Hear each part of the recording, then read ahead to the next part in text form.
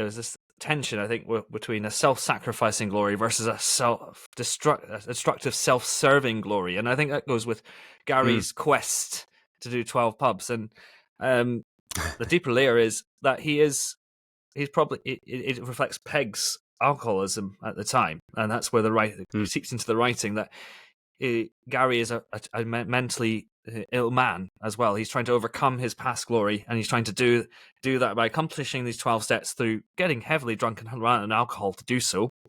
Actually, to the destruction of his own peers, and he's trying to get that crowning glory, that pint of crowning glory from his youth, and trying to attain that seems impossible. And just looking through that, 12 pubs, 12 steps. I mean, in terms of Alcoholics Anonymous, as a steps to sobriety, I think there's quite a parallel there. I don't think that's deliberate, accidental, I should say. It is definitely deliberate there.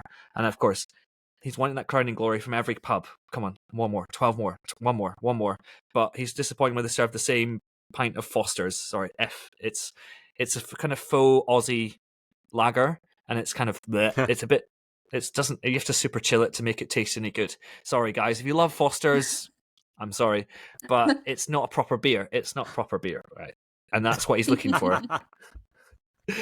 I've insulted some section of our audience, but anyway, Foster's lovers. But yeah.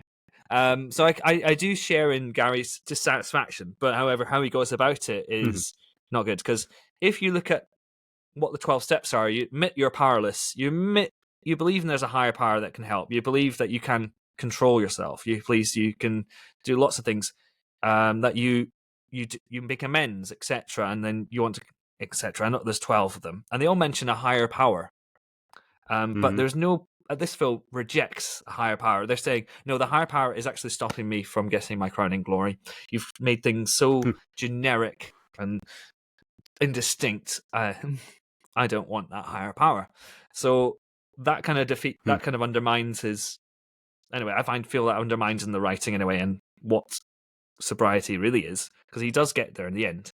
And that I mean, there are some good aspects to that, like de-romanticization. I think, the past and things like that. That is critical. I think is presenting that, showing, but that's why it's not a truly satisfying and sober conclusion, because the world just blows up. Then you're like, he's got a soberness. He's got sober at the end, but in the end, he's in the Tristan of Van Helsing kind of. Is it Van Helsing, James? You can correct me. Kind of attire, at the end. Yeah. Then the pub. Yeah. Or if there's alcohol left, and Mad Max kind of imagery. He's got 5 sober friends, and all he says, all we're here to do is to have a good time. Real friends worth fighting for. He just wants another group of friends that kind of replace the ones that he's blown up and kind of sacrificed in his quest for glory. So, yeah. I feel that speaks into, I think, a certain scripture, like Jeremiah 2, where my people have committed 2 evils, they have forsaken me, the fountain of living waters, and hewed out cisterns for themselves, broken cisterns that can hold no water. It's that sense of, he's drinking from a broken cistern. It was never perfect. It was never good in the first place. We hope you enjoyed this snack-sized taste of Popcorn Theology. Check out the full episode using the link in the description. Subscribe on YouTube for more content. Follow and interact on social media to share with others. And remember, you are not a mindless consumer.